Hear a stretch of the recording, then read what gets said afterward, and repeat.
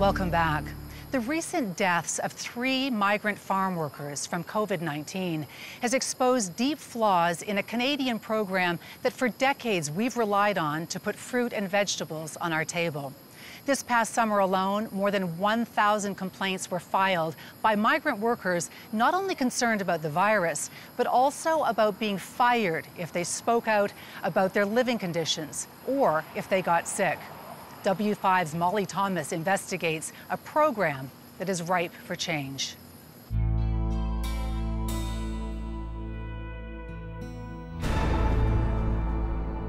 No, loco, es que la gente cree que uno vive como rey aquí. This is a migrant worker bunkhouse. Beds in close quarters. No funciona. A broken toilet. A grimy shower. And a burner that doesn't even work. No sirve. And signs like this to greet employees.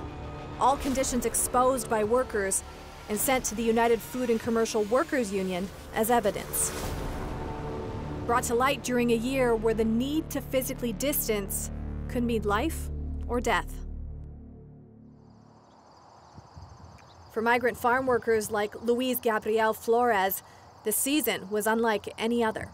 Fue un poco difícil, de hecho, pues venimos desde México. They actually asked us to sign a paper when we were leaving Mexico where it said that we could get sick.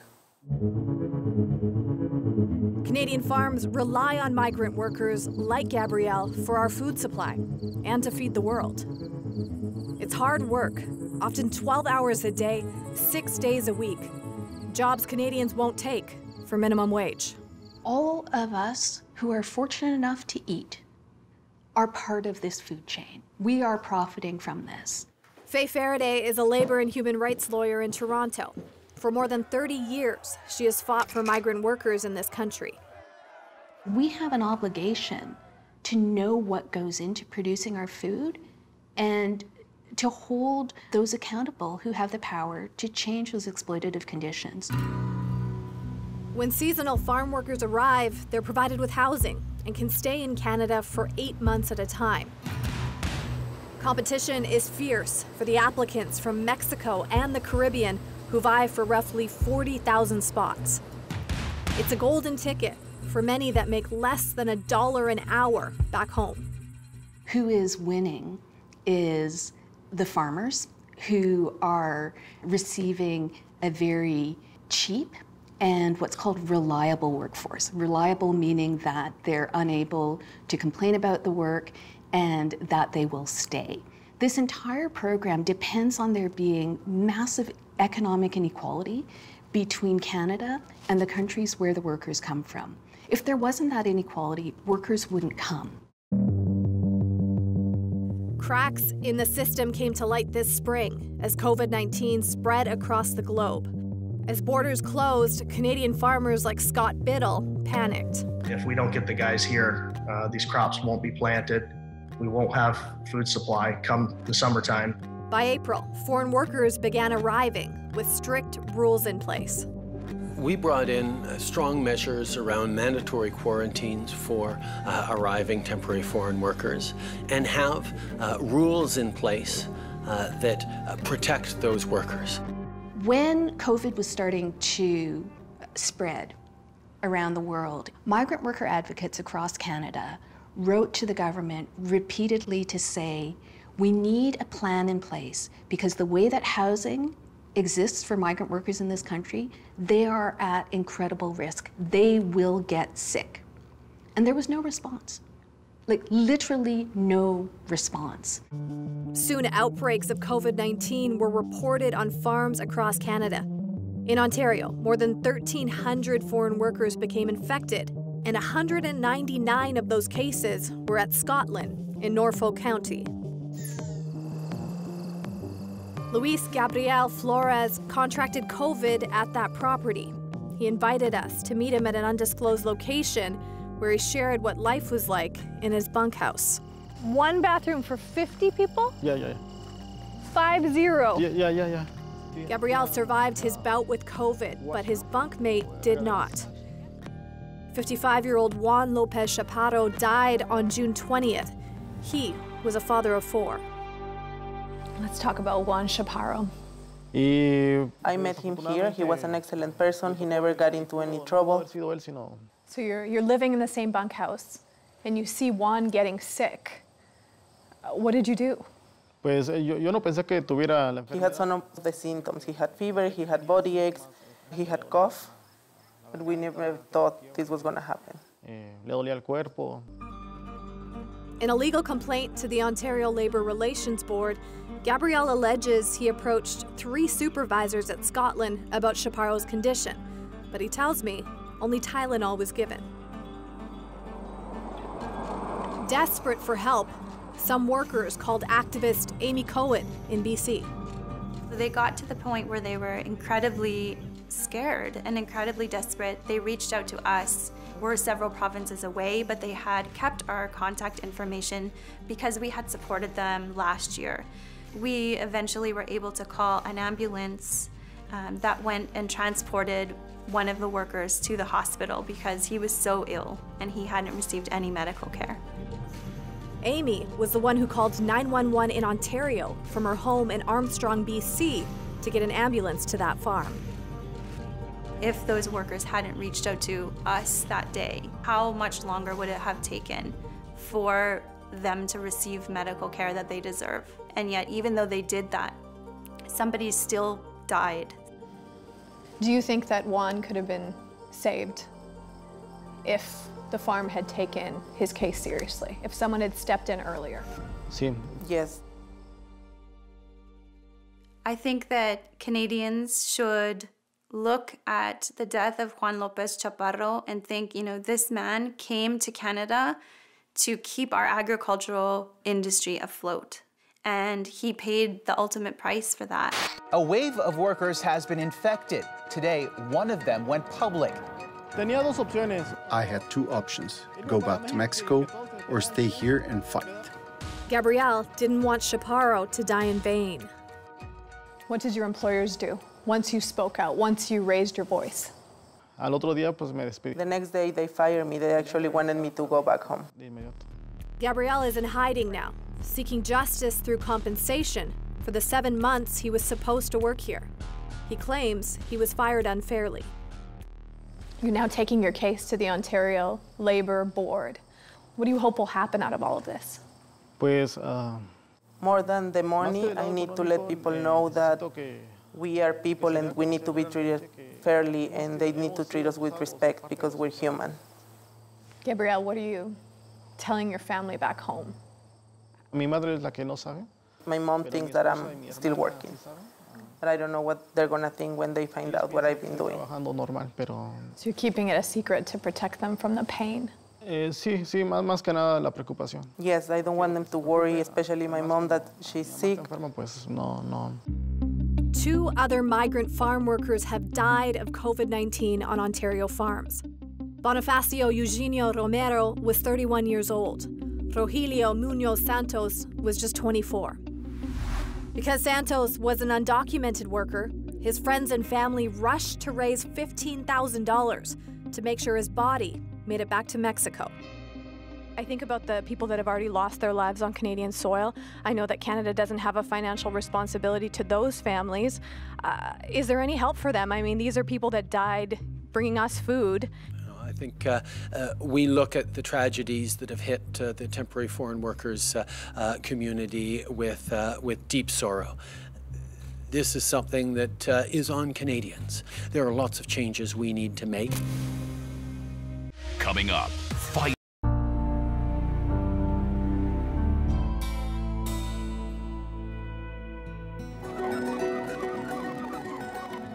This is Ciudad Insurgentes, on the Baja Peninsula of Mexico. For 11,000 Mexicans, this community is home.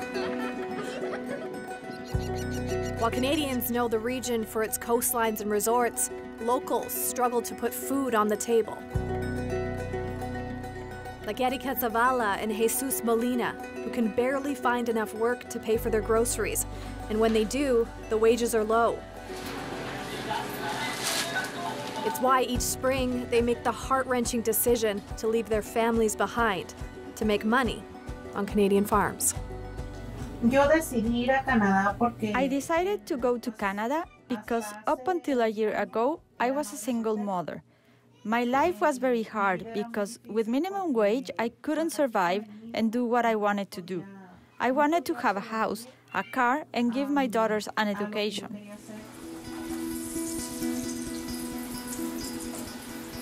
Minimum wage is around $50 a week in Mexico. In Canada, they can make more than $800. You practically leave everything behind.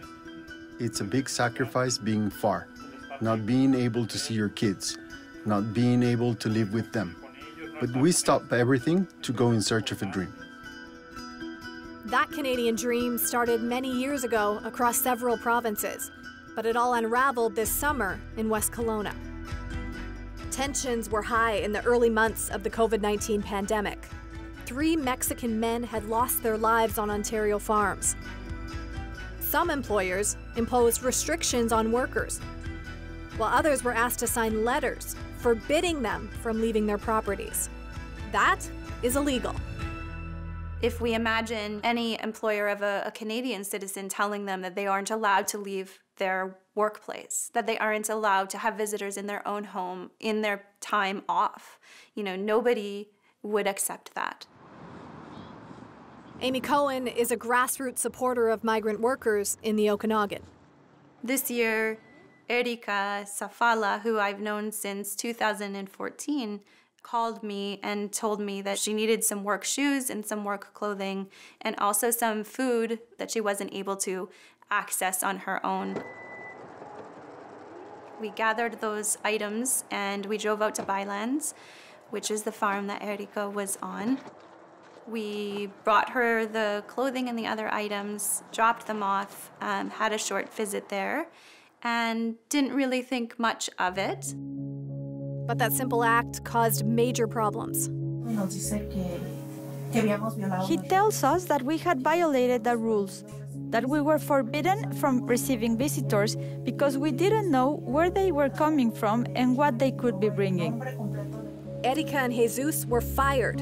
Their appeals to Mexican officials in Canada didn't help. They were sent home 5 days later. I want Canadians to know about the way they treat us, that they often treat us like slaves, that we don't have the same rights as Canadians. It's a massive power imbalance. Faye Faraday is a social justice lawyer who fights for migrant workers' rights. The employer has the right to dismiss a worker for any reason. And realistically, there is no possibility of an employee contesting that. So when an employer wants to terminate an employee and deport them, they have the access to the travel agency that can get that worker out of the country within 24 to 48 hours. And when the workers return to their home country, they have no right of appeal for their treatment here. It is an entirely one-sided arrangement. So ultimately, I think it's up to the federal government to demonstrate leadership, and the only way for that to happen is for them to have full permanent residency and all the rights and protections that come with that as soon as they arrive here. Canada's first temporary programs began back in the 50s and 60s. At that time, our country was actually encouraging people to immigrate and put down roots here, unless you were a person of color. So, 2 temporary streams were created for migrant farm and care workers that guaranteed racialized labor while blocking the potential for permanent residency. Since it's the governments of both Canada and the participating countries that make the rules about these programs, there's little to no input from the workers. Jen Fenning would like to change that. Hey, so you guys heading to Broccoli now? Yes. Jen brings 35 Jamaicans to work on her organic farm in southwestern Ontario. They are hardworking, fun-loving, skilled workers who make what we do possible. They're not just workers, they're people. I was working with Justin my boss today. Paul Forbes is a proud Jamaican, but sees himself as part of our country. He's been coming to Canada for 16 years. It's a family farm. And we all work together as a family. And that's the most important thing about it. But even in that environment, where workers like Paul are encouraged to speak freely, it's clear questions about the program are still uncomfortable. Do you feel that you're treated fairly?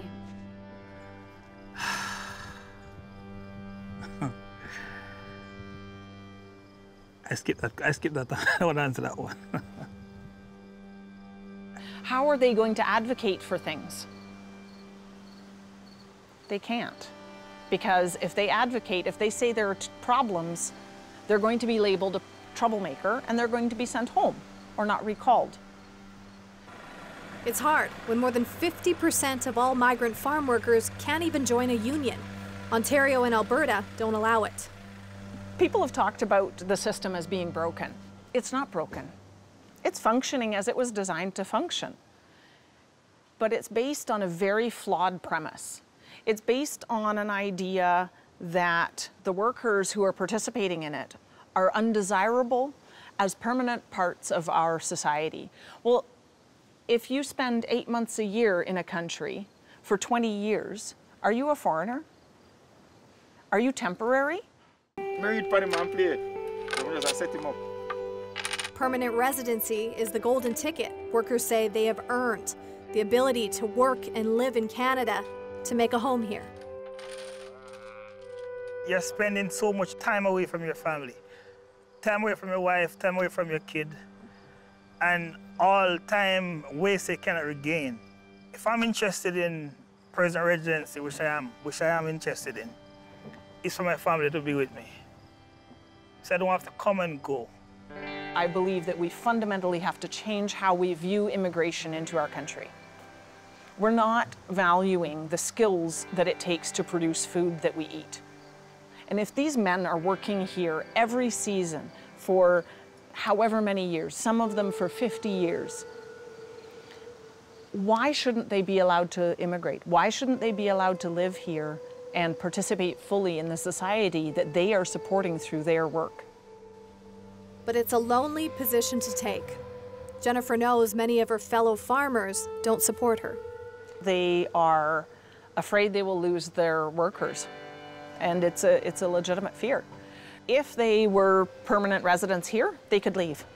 If my workforce is only on my farm because they have no other choice, how can I feel good about that? We reached out to Canada's Immigration Minister, Marco Mendicino, who wrote back saying, "We need to reimagine our temporary foreign worker program, and that includes considering new pathways to permanent residence." Ottawa is piloting a 3-year program for migrant workers to immigrate here. However, 75% of farm workers aren't eligible. It's not open to seasonal staff, those in Quebec, or anyone with low levels of English or French. Gabriel hasn't been working for 3 months. He's now fighting one of the biggest multi-million-dollar farms in Ontario. Have you ever met Scott Biddle, the president of the farm? No, nunca. No, I have never met him. Even with a death on your farm, he never came and talked to anyone? No, y eso fue algo que yo No, le pedí and that al was something that I encargado. asked to the supervisor, that the owner of the farm should come and give us an explanation for what happened. Back in early spring, Scott Biddle was quick to appeal on camera when he needed migrant workers. If we don't get the guys here, these crops won't be planted. But when we reached out to him now, he refused to go on camera. I'm not interested in being on TV. I'm not. Okay, Scott, we're trying to be fair. We're trying to give you a chance to say your side as well. And You can give Gabriel all the spotlight. It really doesn't matter to me. he's alleging that he was fired. That is untrue. He was not fired. He requested to return back to Mexico because he had a sick family member. He's been running around Ontario illegally now ever since. So Scott, did he put that request in writing then? No, he spoke to his manager and put the request in to his manager. Then you're saying Gabriel is flat out lying. Flat out lying. Straight-faced lying. On Gabriel's legal claim, he states he was fired because he spoke out about health and safety conditions. They had everything provided to them. Yep, masks. If they didn't have a mask, they were provided masks. All protective equipment was provided to them. So why do you think, Scott, that we're hearing quite the opposite? We have thousands of employees, and, you know, you've got one disgruntled employee that's worked for the farm for less than 2 weeks. And they're using this outbreak and they're using COVID-19 as a platform to try to get permanent status here in Canada. What is your message to him? Que sea más humano, que sea más consciente. He has to be more humane, that he has to be conscious, that he has to treat us like we're human, same as him. Since being repatriated, Erika and Jesus are still trying to find jobs back in Mexico. We approached Byland's nursery, where they worked. This was their statement. Byland's nurseries discontinued these individuals' employment following multiple instances where they did not adhere to workplace policies, which were set based on the Public Health Office for Agriculture. But when we reached out to the BC government regarding provincial orders tied to COVID and farms, this was their response. There are not, nor have there been, laws or policies restricting the movement of temporary foreign workers on and off the farm. It's unlikely Erika and Jesus will get another chance to come back. Their golden ticket torn. A family reunited. A future uncertain.